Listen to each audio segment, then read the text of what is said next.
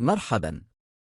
المباراة القادمة ستكون بين المغرب وزامبيا يوم الاثنين 29 من ديسمبر لسنة 2025 على ملعب الأمير مولاي عبد الله في الرباط بالمغرب، وتعد مواجهة هامة جدا ضمن منافسات المجموعة الأولى التي تضم أيضا مالي وجزر القمر وزامبيا.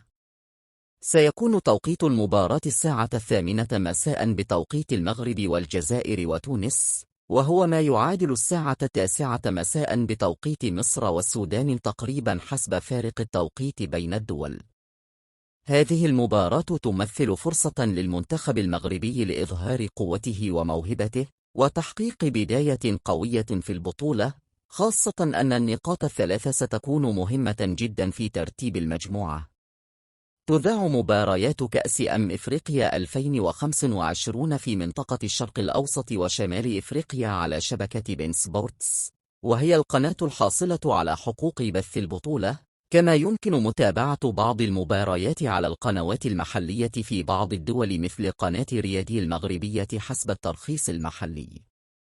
هذه البثوث الرسمية تتيح لعشاق كرة القدم متابعة المباريات بجودة عالية مع تحليلات قبل وبعد اللقاءات، مما يجعل تجربة المشاهدة أكثر متعة ومعلوماتية.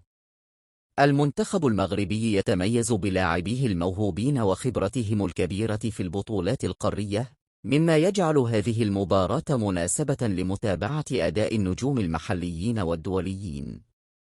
البطولة تستمر حتى 18 من يناير لسنة 2026، بينما تنتهي مرحلة المجموعات في 31 من ديسمبر لسنة 2025 قبل انطلاق الأدوار الإقصائية، ما يجعل كل مباراة في هذا الدور ذات أهمية قصوى ويزيد من حماس الجماهير.